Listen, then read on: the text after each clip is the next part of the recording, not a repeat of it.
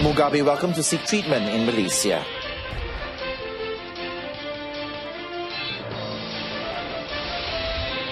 Charlie and Nuri aircrafts are to be upgraded.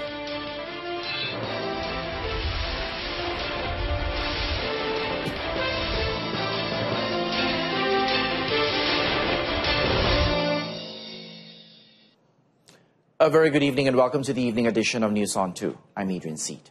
Now, the government has no intention to block Zimbabwe President Robert Mugabe should he wish to come to Malaysia to seek health treatment.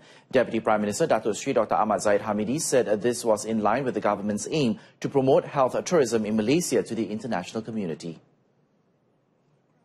Dato Sri Dr. Ahmad Zahid was asked to comment on a report saying Mugabe, who is facing mounting pressure to step down, and his wife, Grace, might head for Singapore or Malaysia.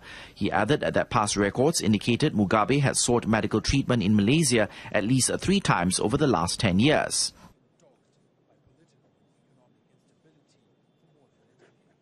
Hanya laporan, kita belum mendapat maklumat bahawa dia akan ke negara kita ataupun negara jiran.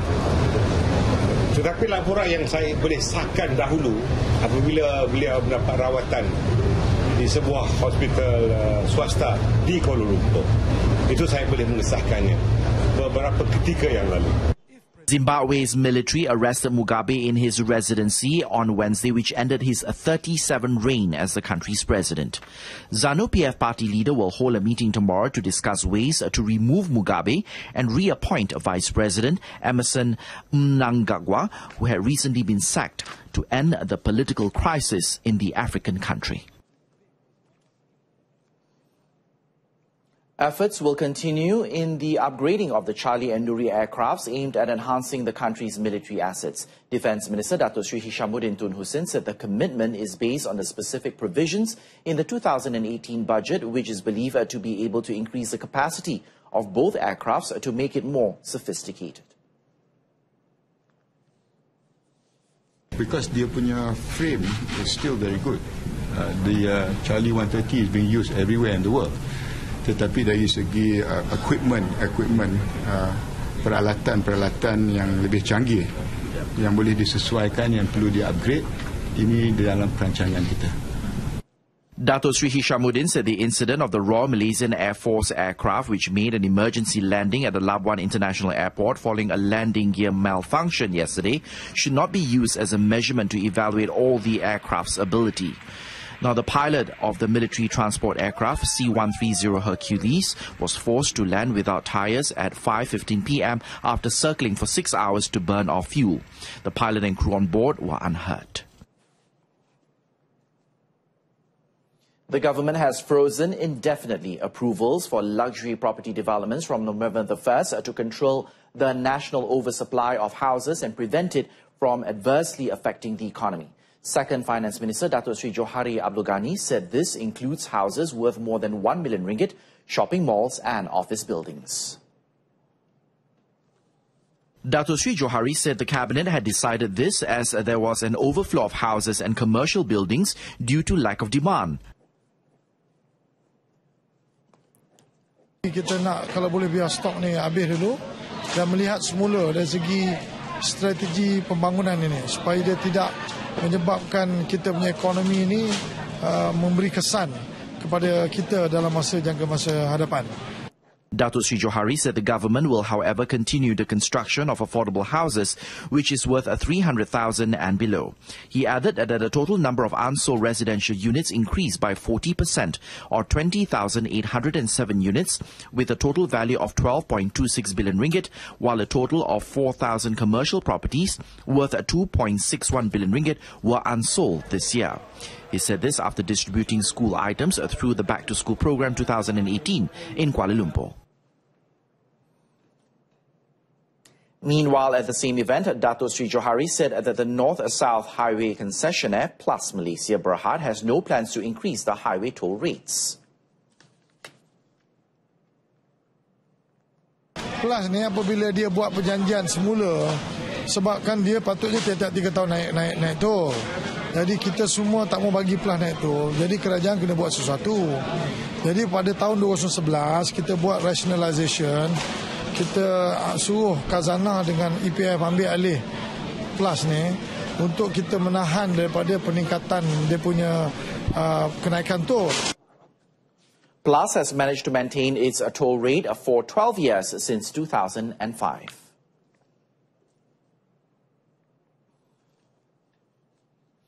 Now, 2 young men died in a road accident involving a motorcycle at the traffic lights along Jalan BDC Kuching in Sarawak at 3:22 a.m. today. According to reports, the 2 victims were confirmed to have died on the spot. Staff with Hospital Umum Sarawak who were at the location confirmed the incident. Both the deceased, Muhammad Fairuz Yusof, age 21, and Mardon Gibson, age 22, were sent to Hospital Umum Sarawak before releasing the remains to their respective families.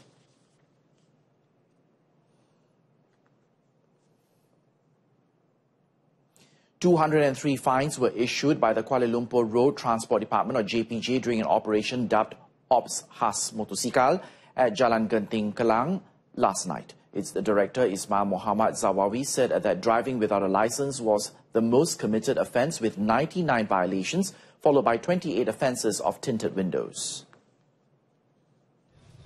Another 13 offences involved vehicle plant numbers not adhered to specifications, while 6 technical offences were recorded concerning vehicles without having side mirrors. Di mana-mana operasi kita, 2 kesalahan besar yang biasa kita kesan tak ada road tax, tak ada lesen kendaraan motor ni ataupun lesen memandu lah. Ismail was speaking after conducting the operation, which ran for 2 hours, beginning at 8:30 p.m. 1,014 motorcycles were inspected, of which 182 were slapped with summonses. 101 JPJ personnel and officers, 7 National Anti-Drug Agency or AADK officers, and 5 Malaysian Anti-Corruption Commission or MACC personnel, along with 4 Immigration Department personnel, were involved in the operation. Coming up next, UMNO committed to assisting people at all times. Stay with us in this story in a moment. With us, Prime Minister Datuk Sri Najib Tun Razak today said while UMNO is getting stronger and in a better position to serve the people, the opposition is in disarray as it is plagued by various problems between the coalition partners. The UMNO president said the situation has enabled the party through its machinery, including the Welfare Bureau, to continue going down to the people to help those in need across the country, especially the rural communities.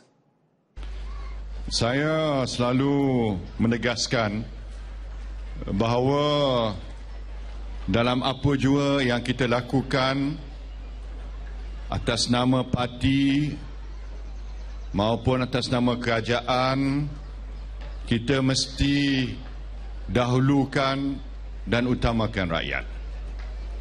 Dari segi aktiviti parti, saya meletakkan Biro Kebajikan kita sebagai pelopor kepada usaha kita untuk berbudi kepada rakyat, untuk mendekatkan parti kepada rakyat melalui program-program kebajikan. Dato' Sri Najib said UMNO has served a lot in the nation's history since it took root 70 years ago, and for UMNO's continued strength and to remain relevant throughout, the policies of the government and party have also kept up with the times, and these have brought encouraging results. The Premier said this when launching Phase 2 of the UMNO Bantu Rakyat program and Jom Simpan Bersama Perbadanan Tabung Pendidikan Tinggi Nasional at the grounds of Kampung Tanjung Medan Mosque in Pekan Pahang today.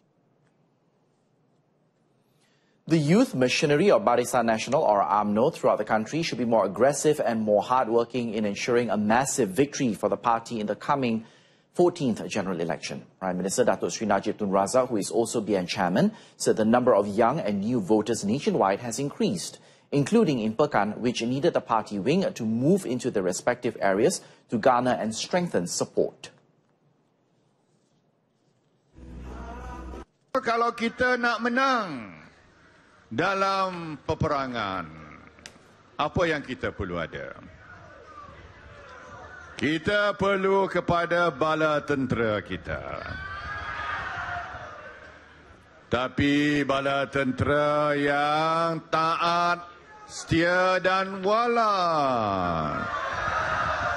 Bukan bala tentera yang menyimpang. Bukan bala tentera yang tak ada disiplin. Yang cuai. Yang mengelak. Yang hilang. Yang lesah. Datuk Sri Najib said BN should always be sensitive to the needs of youths compared to an opposition party which created its young supporters on setting a special wing for them when it was not provided in the party constitution. He said this when opening the Pekan Parliamentary Constituency BN Youth Machinery Retreat in a National Service Training Programme camp in Tanjung Selangor Pekan in Pahang today. However, the Premier also expressed his satisfaction with the spirit displayed by Pekan BN and hoped the spirit to fight would continue to glow until the next general election.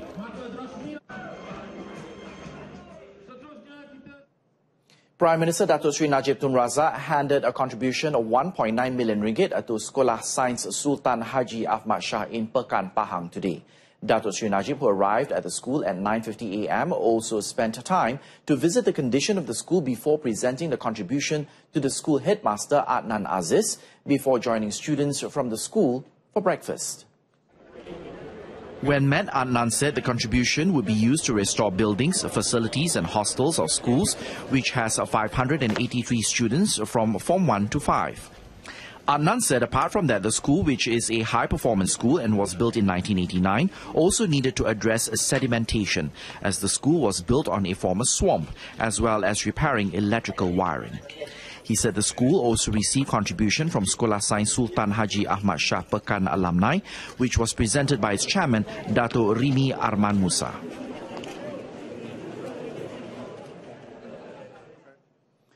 Operational costs was reduced by about 2 million ringgit a year through the execution of the National Blue Ocean Strategy or NBOS program, described as inclusive, covering all segments of society. Deputy Prime Minister Datuk Sri Dr. Ahmad Zahid Hamidi said the existence of NBOS provided high employment opportunities, especially with the existence of the Urban Transformation Centre or UTC and the Rural Transformation Centre or RTC.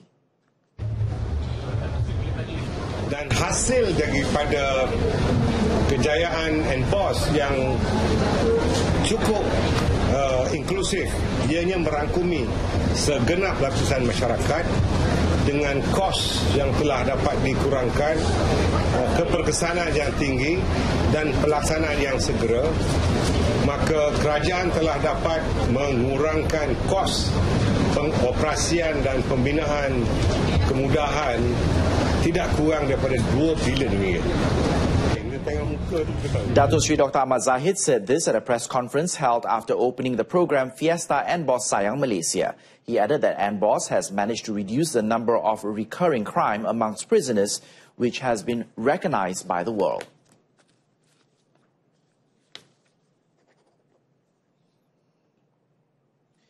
Deputy Prime Minister Datuk Sri Dr. Ahmad Zahid Hamidi today said the National Blue Ocean Strategy, NBOS, has been an effective management strategy and possibly the best concept of its kind in the world. He said through NBOS, various programs and initiatives could be carried out based on three elements of high impact, low cost of organizing, as well as quick implementation. The program, which enters Phase 2, was organized by the National Strategic Unit under the Finance Ministry with the cooperation of the Tourism and Culture Ministry. Kita sering memandang diri kita ke dalam. Kita tidak melihat di luar kota atau tanpa kota. Orang di luar negara, malah pakar-pakar pembangunan melihat kejayaan di Malaysia dengan pandangan yang objektif. Kerana mereka melakukan kajian-kajian yang empirikal antara yang telah saya sebutkan tadi. Tetapi ada di kalangan kita yang sentiasa memandang terhadap setiap transformasi itu dengan pandangan yang sinis. Datuk Sri Dr. Ahmad Zahid said this when speaking at the Fiesta NBOS Sayang Malaysia at Sekolah Menengah Kebangsaan Hutan Melintang in Bagan Datuk, Perak today. The Deputy Prime Minister said NBOS could play an important role in developing the new district of Bagan Datuk, which was declared as a 12th district in Perak in January.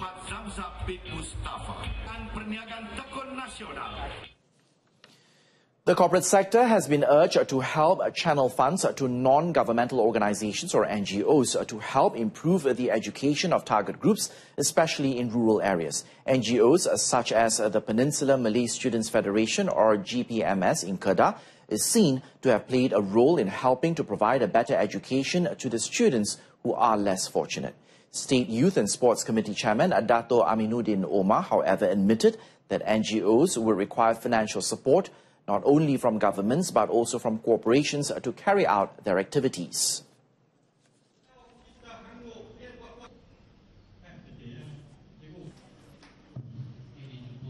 Sama-sama membantu mereka, sama-sama mengambil bahagian, sama-sama kita tolong-menolong di dalam menjayakan agenda kita untuk mempertingkatkan agenda bangsa kita. Untuk kita nak lahirkan bangsa Melayu yang cemerlang, yang gemilang, yang terbilang di dalam bidang pendidikan ini. He was speaking after officiating Kedah GPMS annual general meeting at Complex Pemikir Melayu in Alostar.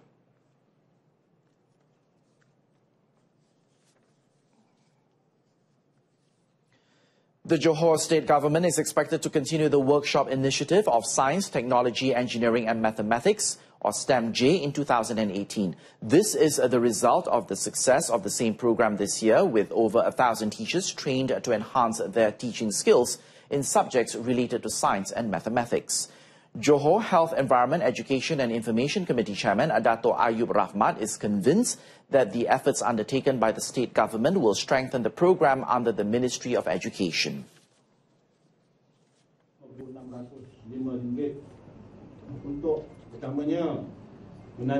Alhamdulillah, Yang Amat Berhormat Datuk Menteri Besar telah memperuntukkan 600,000 bagi program STEM-J ini. Dan tadi pengarah pun menyebutkan tentang keperluan untuk kerajaan negeri meneruskan peruntukan ini bagi merancakkan lagi dari segi latihan, pengajaran dan juga pembelajaran dan juga mengadakan pertandingan. He said this after the closing ceremony of the Science, Technology, Engineering and Mathematics or STEM Johor workshop in Segamat. Now, the workshop, which has been running since October, involved teacher representatives from 10 districts across Johor. STEM-J is a program under the Strategic Growth Plan Initiatives of Johor.